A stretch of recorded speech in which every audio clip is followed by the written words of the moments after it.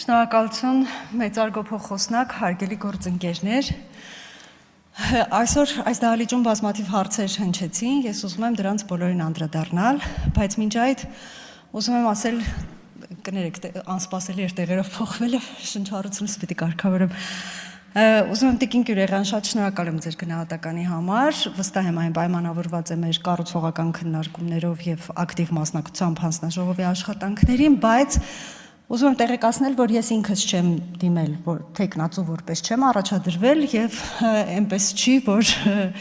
ինչ որ տարօրինակ բան է կատարվել։ Թեկնածուների միջև կատարվել է ընտրություն եւ ես վստահ եմ, որ ամեն շատ լավ է լինելու։ Իհարկե Տիկին Հունանյանին կանդրադառնամ ամենավերջում, շատ կարեւոր հարցեր էստեղ բարձրացվեցին, ուզում եմ հերթականությամբ դրանց անդրադառնալ։ Խոսեցինք նպատակային կրթության մասին, այսինքն այն, որ մարզերում եւ շատ շրջաններում, շատ համայնքներում մենք չունենք նեղ մասնագետներ, ես ուզում եմ հիշեցնել, որ Ազգային ժողովի առողջապահության հանձնաժողովը այն ժամանակ իդեմս հատկապես Նարեկ Զեյնալյանի եւ ինձ օրենսդրական նախաձեռնությամբ էր հանդես եկել, որ նպատակային կրթության շրջանակներում, երբ որ պետությունը անվճար կրթություն պատրաստ է վճարել ինչ-որ մեկի կրթության համար, ապա պայմանը այն է, որ հետո գերատեսչությունը, լիազոր մարմինը այդ մասնագետին պիտի ուղարկի այն մարզ, այն համայնք, այն շրջան, որտեղ որ այդ մասնագետի կարիքը կա։ Օրենքը գործում է եւ մեր պարտավորությունն է որպես հանձնաժողով վերահսկել, որքանով է այն իր նպատակին ծառայում։ Սա դրա մասին։ Ինչ վերաբերում է դիահերձարաններին, կրկին մեր նախաձեռնությամբ, օրենսդրական նախաձեռնությամբ, հենց մենք այնպես արեցինք, որպեսզի հանկարծ որևէ դեպքում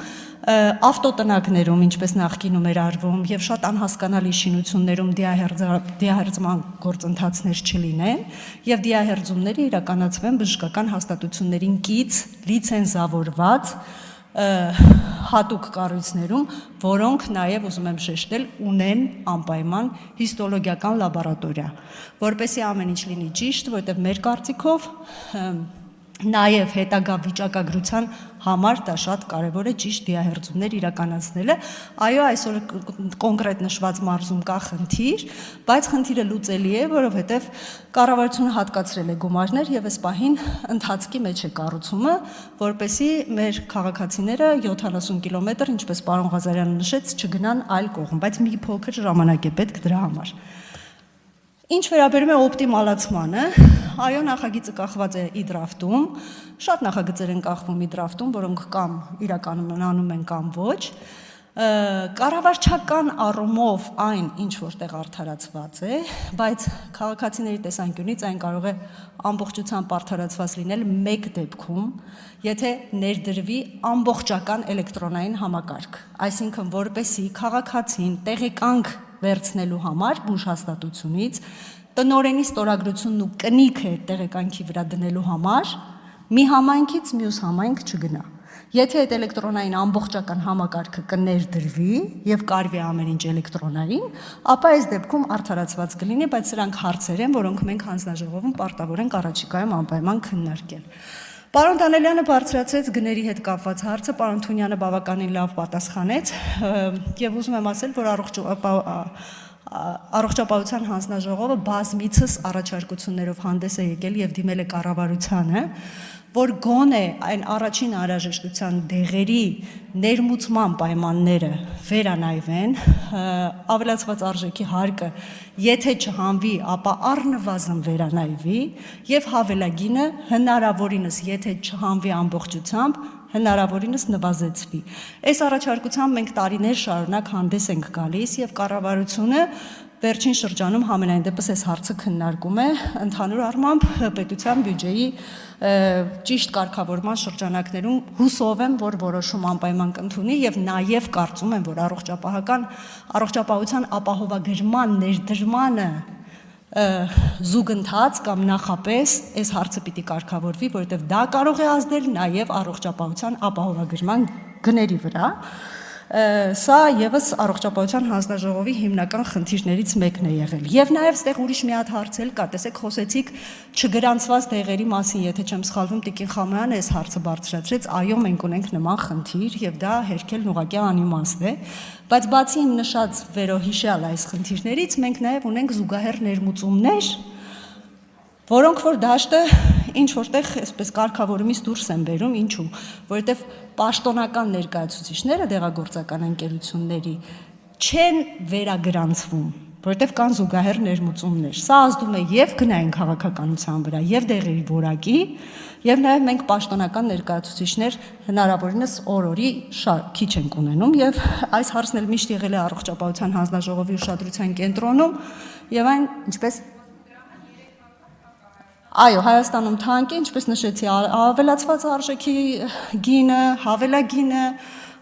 մաքսազերծման պայմանները, ինչպես նաև զուգահեռ ներմուծումները եւ պաշտոնական ներկայացուցիչների օր-օրի քչանալը, սրանք խնդիրներ են, որոնք մենք պիտի անպայման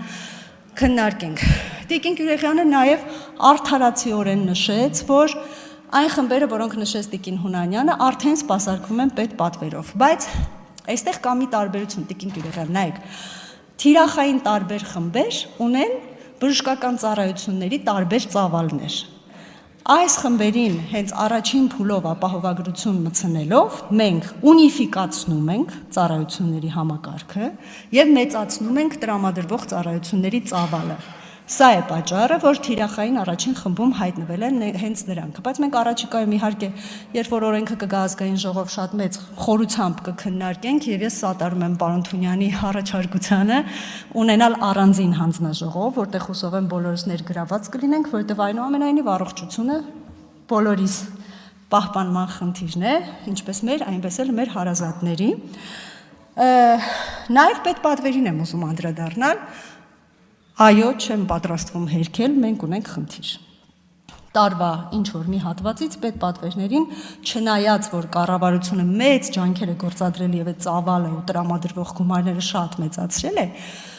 բայց եթե ձեզ իմ կարծիքը հետաքրքիր է, ապա ես կարծում եմ, որ մենք ունենք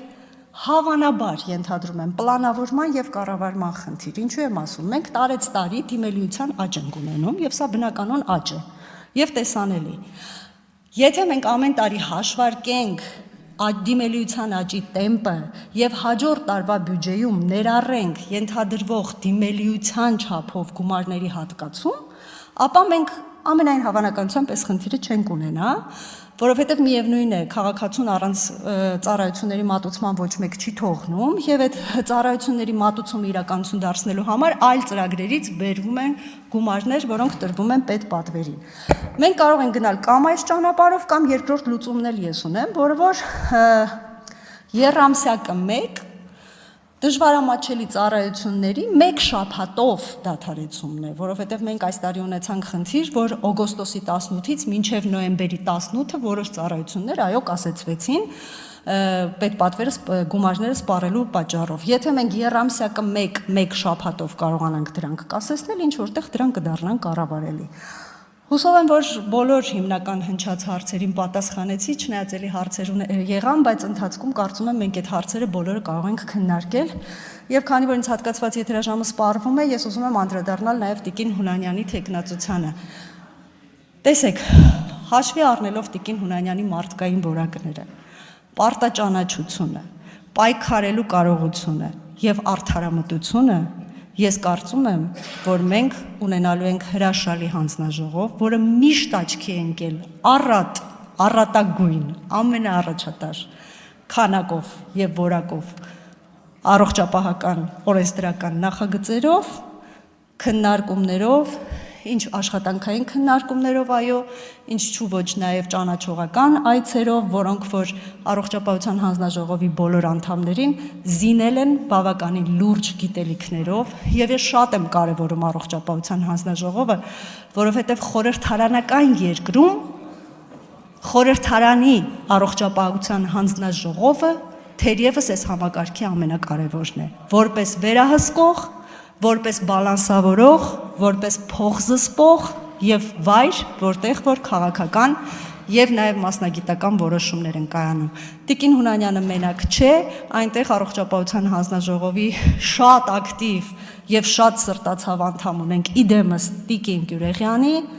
ունենք բժիշկ, ողջունում ենք մուտքը շատ խելացի եւ շատ պատրաստված նաեւ կառավարչական հմտություններով։ Ես եմ այնտեղ, որ 19 թվականից այդ հանձնաժողովում եմ ինչ-որ մի կարճ կամ որոշ շրջան ղեկավարել կամ համաղեկավարել եմ եւ առողջապահության հանձնաժողովը շատ կարևոր դեր ունի։ Ես ուզում եմ դա գնահատել, շնորհակալ եմ ձեր կառուցողական եւ շատ բուռն քննարկումների եւ շատ կարևոր հարցեր բարձրացնելու համար եւ վստահ եմ, որ Տիկին Հունանյանը իր կառավարչական եւ կազմակերպչական ջիղը օգտագործելով մեր հանձնաժողովը իհարկե դարձնելու է այն վայրը, որտեղ որ քաղաքացիներին հուզող բոլոր խնդիրները քննարկվելու են եւ մենք գալու ենք համապատասխան լուծումների։ Շնորհակալություն։